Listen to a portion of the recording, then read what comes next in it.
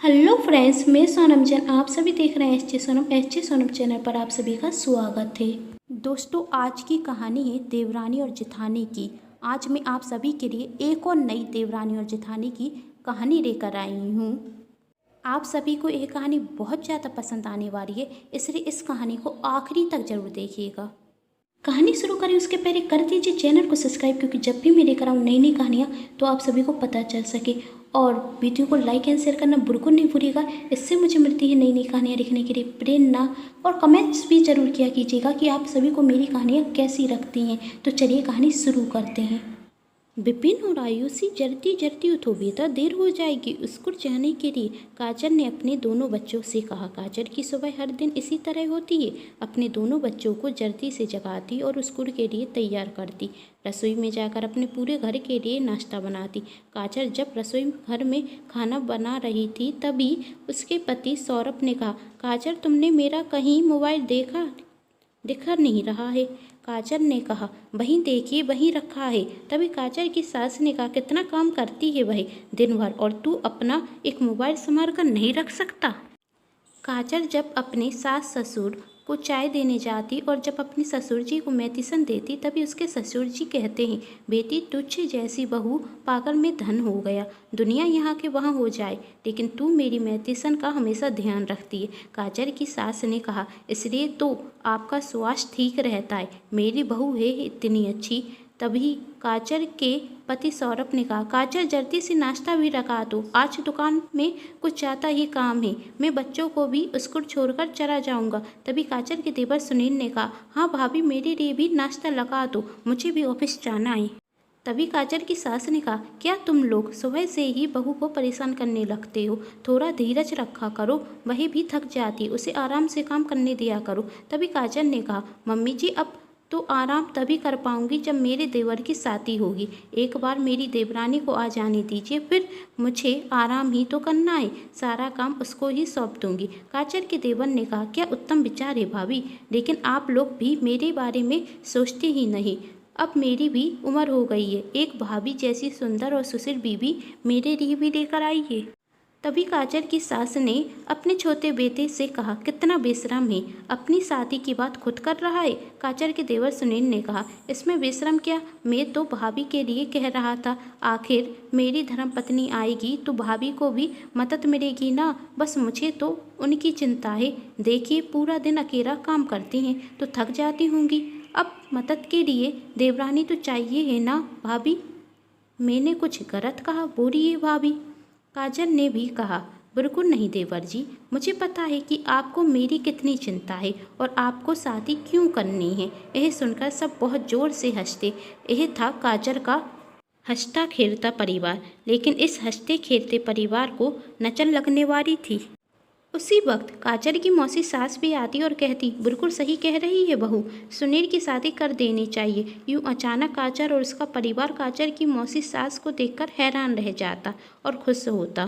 तभी काजल की सास अपनी बड़ी बहन से कहती, फिर तो आप ही कोई रिश्ता मेरे बेटे के लिए देख लीजिए, आप ही तो सौरभ के लिए काजल का रिश्ता लेकर आई थी, और काजल हमारे घर में कितनी घुल मिल गई है। ऐसे ही एक और छोटी बहू और देख लीजिए मेरे छोटे बेटे के लिए, जिससे दोनों बहुएं सगी बहन की तरह मिलजुल कर रहें। काजल की मौसी सास ने कहा, वैसे एक रिश्ता है मेरी नज़र में, मेरी बड़ी बहू की छोटी बहन आरती, अभी उसकी कॉलेज की पढ़ाई पूरी हुई है। उसके माता पिता को भी अपनी बेटी की शादी की चिंता रहती है। कहो तो बात करूं, मेरी बड़ी बहू को तो तुम जानती हो, वैसी ही उसकी छोटी बहन भी होगी। काजल की सास ने कहा, फिर शुभ काम में देरी क्या करना, आप लड़की के परिवार से बात कीजिए। काजल की मौसी सास आरती के परिवार से काजल के देवर सुनील की शादी की बात चलाती। काजल के परिवार को और काजल को सुनील बहुत पसंद आता। काजल को तो सुनील की फोटो ही देखकर सुनील से प्यार हो जाता। उसे ऐसा लगता है कि उसके सपनों का राजकुमार सुनील ही है। सुनील को भी आरती बहुत पसंद थी। सुनील के परिवार को भी आरती और आरती का परिवार बहुत पसंद आता। इसे दोनों की शादी बहुत जल्द हो जाती। अब आरती काजल की देवरानी बनकर उस घर में आ जाती। काजल के सास और ससुर आपस में बात कर रहे थे। अब तो हम चिंता मुक्त हो गए। हमारे दोनों बेटों की शादी हो गई। जैसी ही मेरी बड़ी बहू काजल वैसी ही मेरी छोटी बहू आरती भी है। दोनों बहुएं घुल मिलकर एक साथ रहें और हमें क्या चाहिए। बड़ी बहू ने तो घर संभाल ही लिया है। अब धीरे धीरे छोटी बहू भी अपनी जिम्मेदारियां समझे और हमारे घर में घुल मिल जाए। काजल के सास ससुर तो अपनी दोनों ही बहुओं को एक समान समझते थे, लेकिन सच यह था उनकी दोनों बहुओं की सोच एक समान नहीं थी। एक दिन काजल अपनी देवरानी से कहती, आरती तुम आज पहली बार मायके जा रही हो तो मैंने तुम्हारे लिए एक नई साड़ी और तुम्हारे छोटे बहन भाइयों के लिए कुछ तोहफे लिए हैं, उन्हें दे देना। आरती ने साड़ी देखी ही नहीं और अपनी जेठानी से कहती, क्या दीदी आप एक क्या लेकर आ गई? यह गिफ्ट आप मेरे बहन भाई के लिए लेकर आई हैं? इन्हें तो वह छुएंगे तक नहीं। और ये साड़ी, आप इसे साड़ी कहती हैं? ऐसी साड़ी तो मेरी शादी में मेरी मम्मी ने मेरी घर की नौकरानी को दी थी। आप गांव की हैं, अब आपको क्या पता कि शहर में क्या फैशन चल रहा है। अब आप गांव में ही शुरू से रही हैं तो आपकी सोच भी गांव की तरह हो गई है। लेकिन मैं गांव की नहीं हूँ, मैं शहर की हूँ और आज की पढ़ी लिखी लड़की हूँ। कम से कम मेरे हिसाब के कपड़े लेकर आती, लेकिन इसमें आपकी भी कोई गलती नहीं। अब आप क्या जाने कि शहर के लोग क्या पहनते हैं। अब आपने थोड़ी ना बाहर की दुनिया देखी है। आप तो सिर्फ रसोई के काम ही जानती हैं और उसमें ही अपनी तारीफ सुनकर खुश हो जाती हैं। लेकिन मैं शहर की पढ़ी लिखी लड़की हूँ और कुछ दिनों बाद मैं नौकरी पर जाऊँगी तो साड़ियाँ थोड़ी ना पहनूंगी। यदि मेरे लिए लाना ही था तो जीन्स या सूट लेकर आती। अब रहने दीजिए, आप जितना सोच सकती थी आप वही लेकर आ गई। लेकिन आज के बाद पैसे बर्बाद करने की कोई ज़रूरत नहीं है। यदि मुझे कुछ देने का मन हो तो अपने साथ बचा लेकर चलिए या मुझे पैसे दे दिया कीजिए। मैं आपकी तरफ से अपने लिए कुछ खरीद लिया करूँगी। इस तरह पैसे बर्बाद मत किया कीजिए।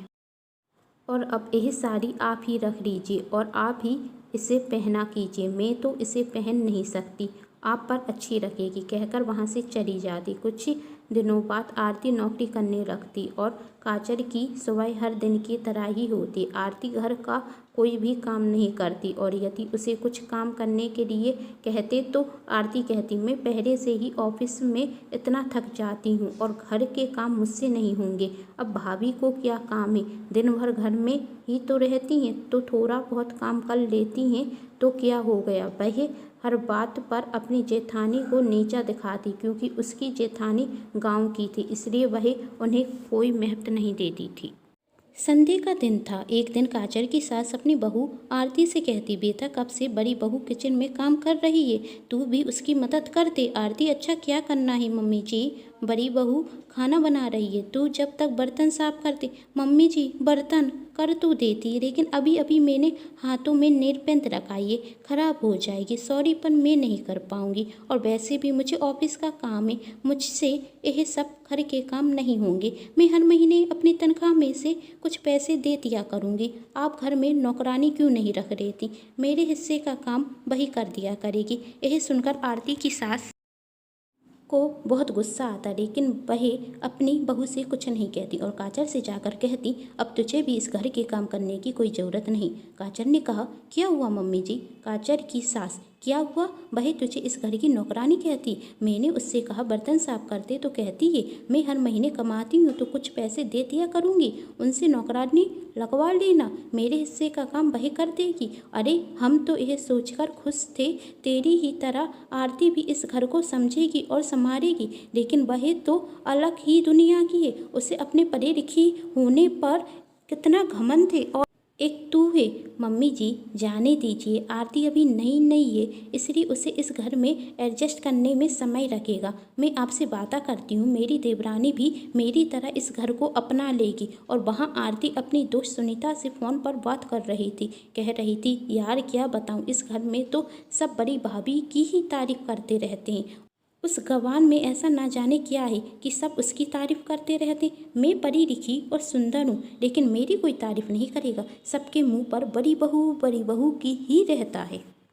और मेरे ससुराल वाले चाहते हैं मैं भी उस गंवार की तरह घर के काम करूं। मैं पढ़ी लिखी क्या इसलिए हूँ कि मैं घर के काम करूं? अरे वह तो गांव की है, उसे तो आता थे, घर के चौका ही तो उसे करना है। लेकिन मैं तो पढ़ी लिखी हूँ, बाहर नौकरी करती हूँ, मेरी इज्जत है, लेकिन कोई मेरी परवाह नहीं करता। सबको सिर्फ और सिर्फ उस गंवार की ही चिंता है। सुनीता कहती, बस कर, गुस्सा अपना ठंडा कर। मैंने तुझे यह बताने के लिए फ़ोन किया था कि आज संडे है तो हम सब दोस्त मिलकर कहीं बाहर घूमने चलते हैं। तो तेरे घर पर तुझे बुलाते हुए बाहर चलेंगे। आरती, हाँ ठीक है, मैं तुझे तैयार मिलूँगी।